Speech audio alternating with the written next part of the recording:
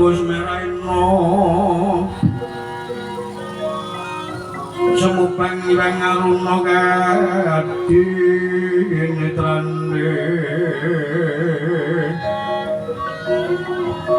aku ora apa sabdaning kukira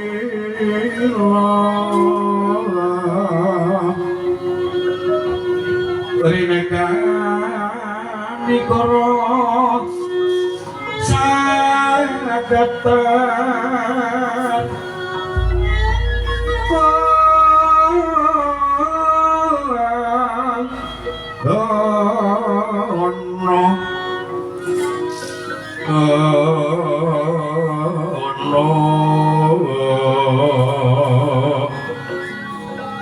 ini tunganing bong nirwu sing pilih panco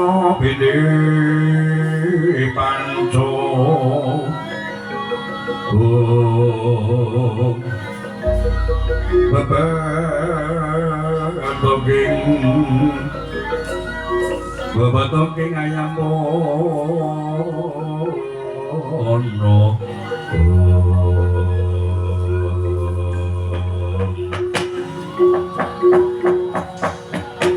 Cakadiwo waduh Bobo Panito Durno kenduk-kenduk manyar loli punten dakung kira apa nomor jeneng to bagi mangkin kula ngentosi kadang kula di Madrojo Gusti anggenipun badhe njulung tunggul pun Gatut Kaca kula kuwatos ing kandhang kula di Madrojo Gusti muga jenengan dhumateng para Pandhawa dipun tepung dhumateng para Pandhawa dipun boten pakunjaran nampi pakoman ingkang hormat dhumateng kalepatanipun kenduk-kenduk manyar nggih anak kakek Brojo Deno lho ampun kuatos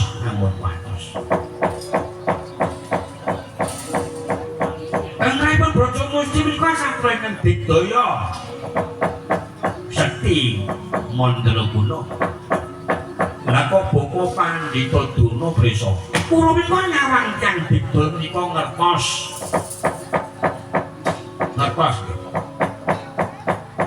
kula nyawang Pengripun Brojo Gusti menika Pengripun patut yen to dipun sorokaken wonten Surabakah Pengripun patut dados senopati ingkang ngaluhur ampun watos to nggih nampi kados panipun Bapa ora-orane entuk Gatotkaca ora kecekel Gatotkaca mesti kecekel cilik dipun nangani gedhe dipun suwaken mengasanipun apa Brojo wis ora duwe nyawa sasongkor mangsang wayah Sumula majangipun caing gunung dan majangipun caing gunung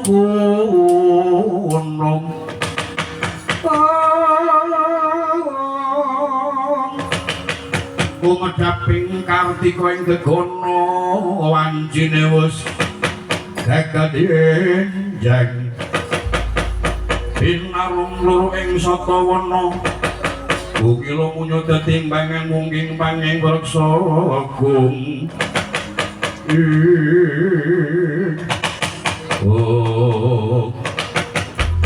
Triatos puna hebet imbal acara capok Enggong miyak pasih ben ora Raden Brajamusti kang wis gendong Raden Gatotkaca kagendong Raden Brajamusti Raden Gatotkaca tanpa daya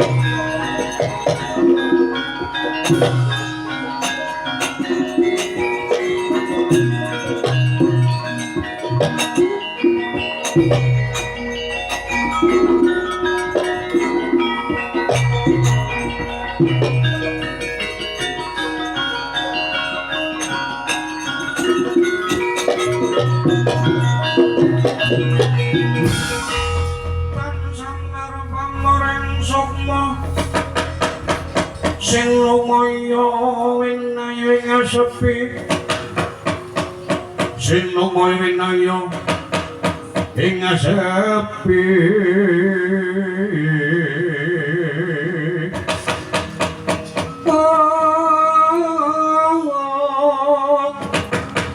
samimbang talenging kalbu pambukaning warana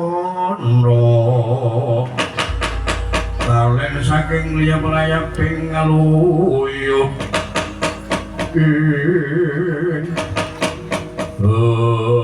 Mas, kula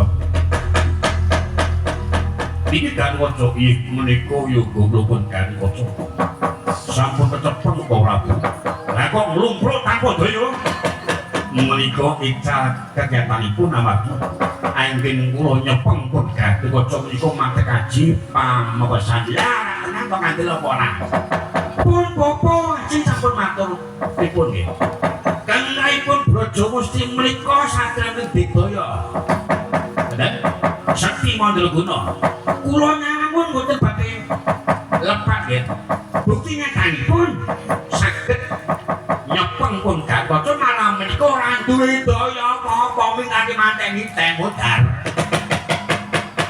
lajeng Gatotkaca kula namaken lho kok dadak mundhut resa kudu dipateni Gatotkaca niki kudu modar amargi niki klip panjenengan senajan menika putra keponakan panjenengan nanging niki tedak turune musuh anak Werkudara anak Pandu sing merjaya teng neraka supaga Prabu Trembaka utang loro nyaur loro utang pati kudu bisa mati kudu dipateni Gatotkaca wadah Gatotkaca sambat marang Bapa Ngangkasa Ibu Pati tukul gulumu banget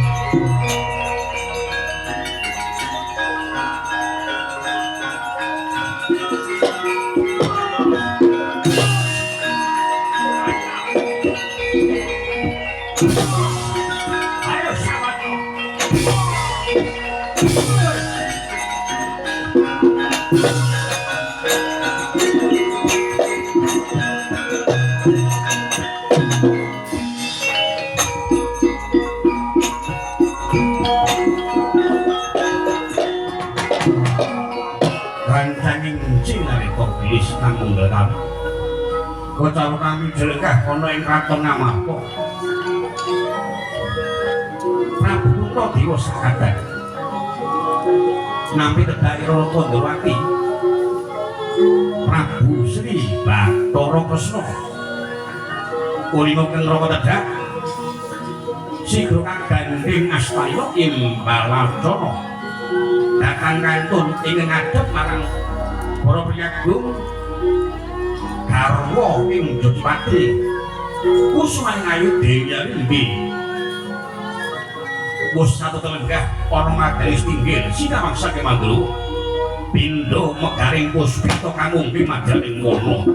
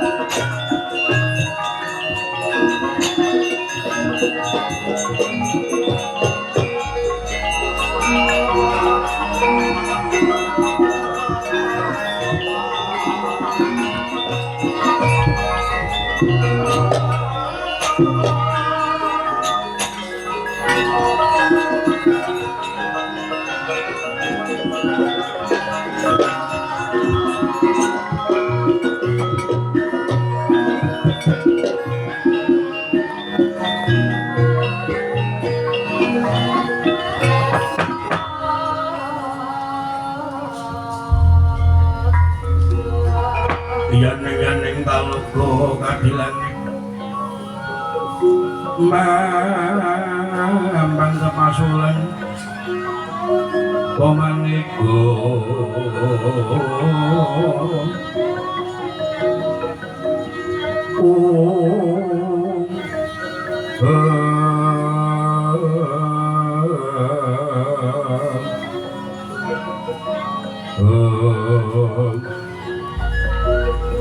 Lintang Daya Kusuma Yono Semawon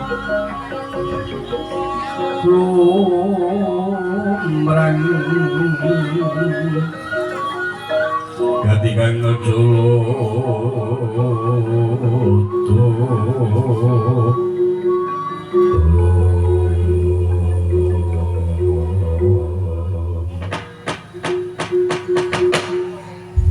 Pepundhen kula Koko Prabu Ndorowati ing ngaturaken pasegan monokrami Koko Prabu.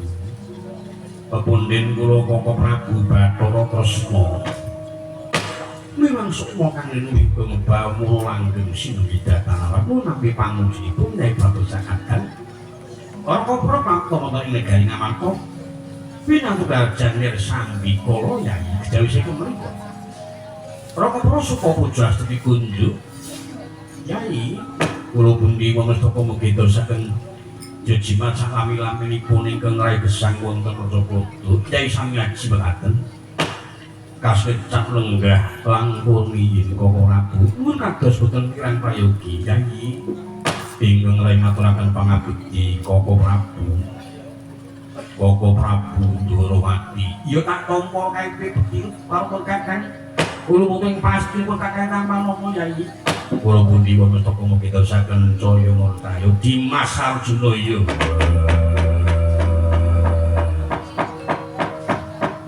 terus kakangku sembahku tanpa nopo jeniten kakangku ya tak tampa Werkudara mung pasti kok kakang tanpa nopo ya tak pundi nopo tunen Sungkem kula Koko Prabu, sungkem kula Koko Prabu ya. Dimas kembar tak tampa. Sungkem kula Koko Prabu. Arimbi mekaten ya tak tampa. Bocah ayu arimbi.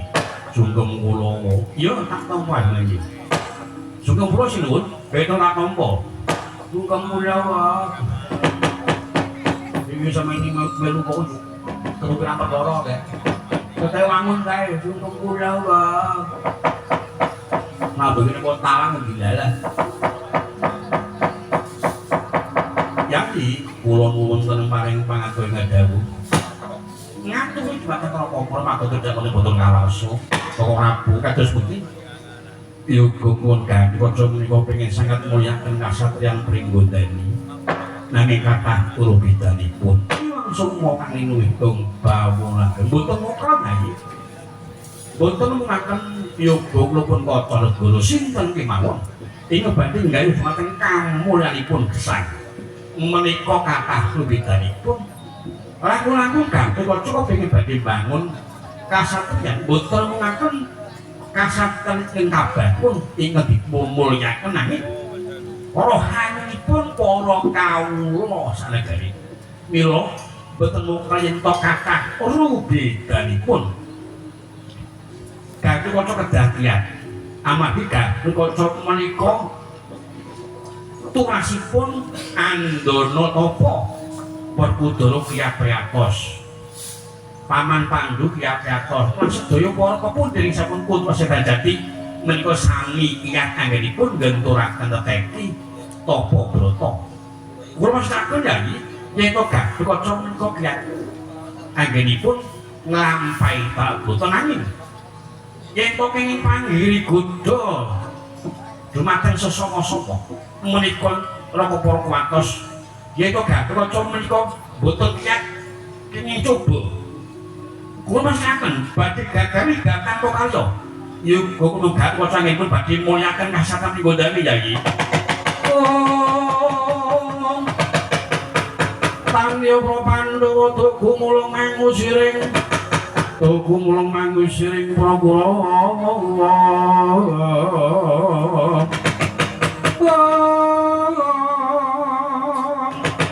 Kambagung Wisnu Kadipti Kadolara Sagung Ratu Inget kang kapilayu Sang Swatama nyang Pratibadi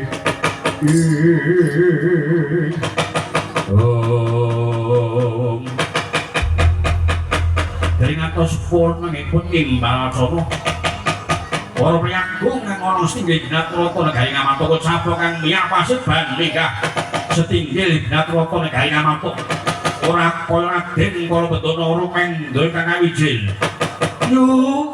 Yu Arimbi aja teko aku sing kaget. Wale aja kaget aku sing teko.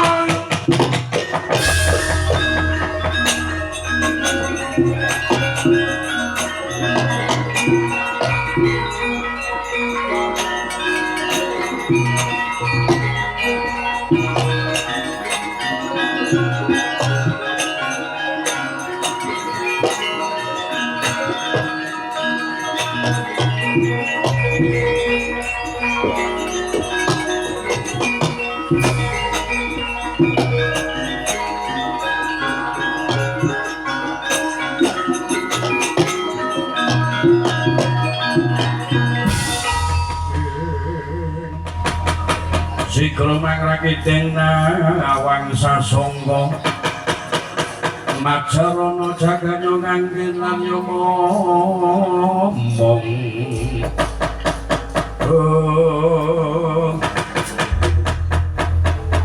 Dimas Kalabendana iku Koko Prabu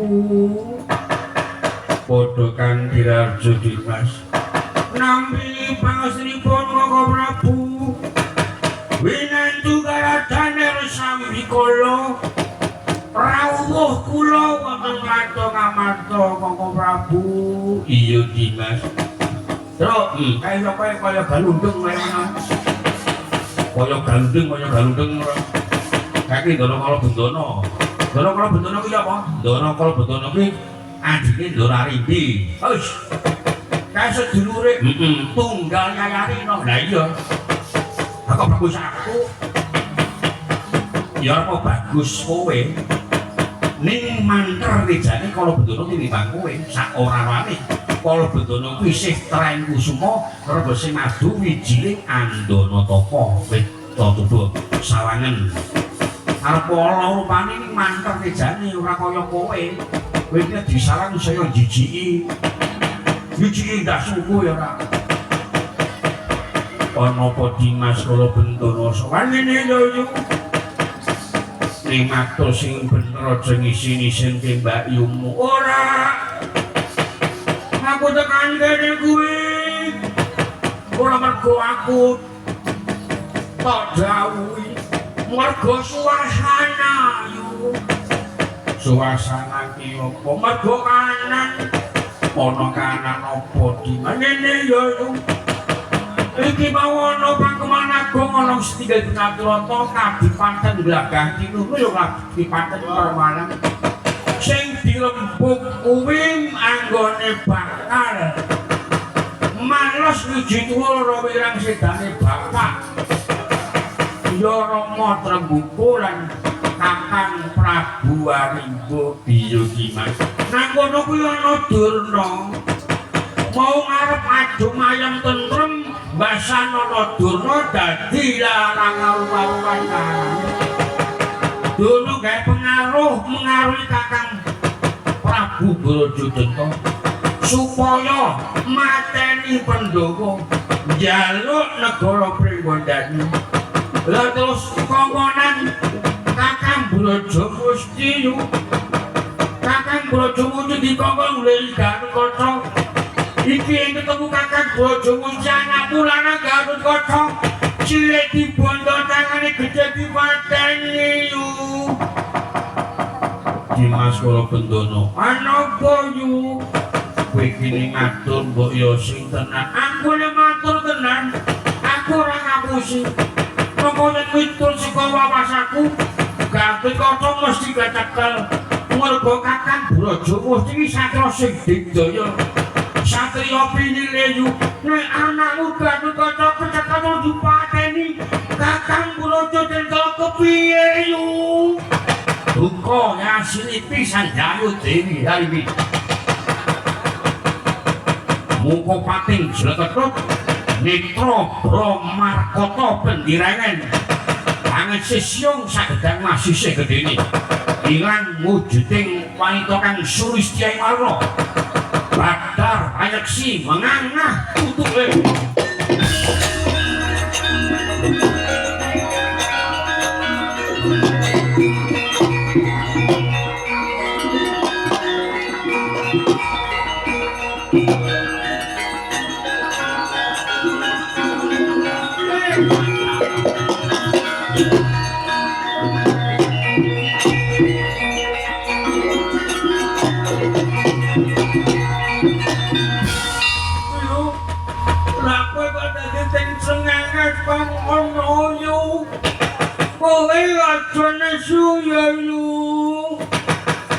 ora Dimas aku ora apa-apa kok Dimas tenan iya tak sabar-sabarke arimbi kula ora kena duka lho Yai mboten kula mboten napa-napa kok Prabu ora kena nesu lho Di mboten kok Prabu kula mboten napa-napa tak sabar-sabarke ora kuat ngampah pun Kakang Dimas.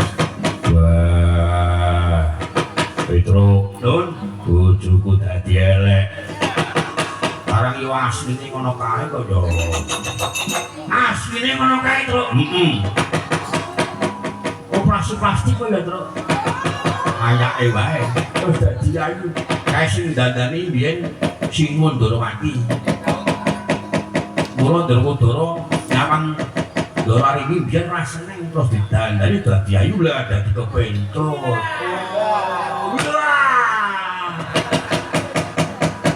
Kaya jaman biyen dene nyawang apa Paedi nyawang Deli kae yo terus lah yo. Basan bandan marang kok terus kebentuk cut ngono. Sapa Paedi kae apa? Nganti transfer nganti anak-anak barang. Isih tresnane karo budene ngateni tuku obat barang ya terus lah. Iki namung yo waten wae.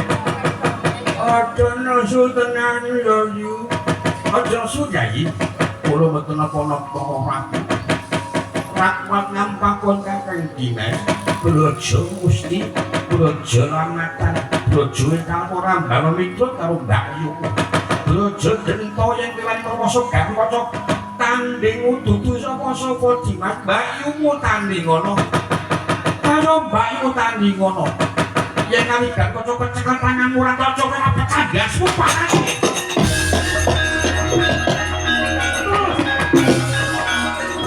Aku melu yo.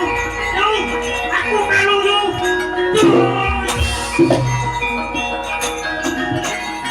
Hai.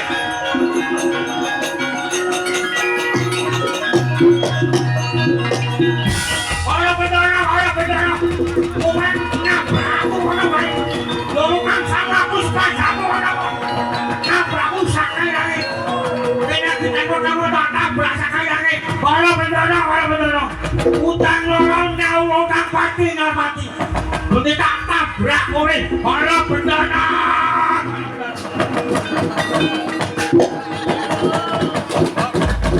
iki ngopo nesu aku? Lah kok nesu ngopo? Sampai kula ora.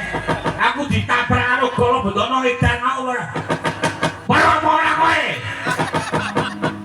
Lah kok ora dosa. Nesu ki bebas. Basa kena ora ya apa-apa. Ora benar. Dudu sapa-sapa mung sama aku utang loro nyaur kang pati nyaur pati iki mesti nggih pinatur to sing mriki nang pasar sapa ayo genah ngono kok iso meneng apa ora iso meneng aku nesu kok meneng nek iso meneng kok tak nehi dhuwit ngene ngene ayo mana uangnya ayo nyonya tak paringi darang ngono dimana 50.000 tuh duitnya suwak duitnya muda dewa duitnya suwak muda dewa no tapi jari sing utuh darang ngono lumayan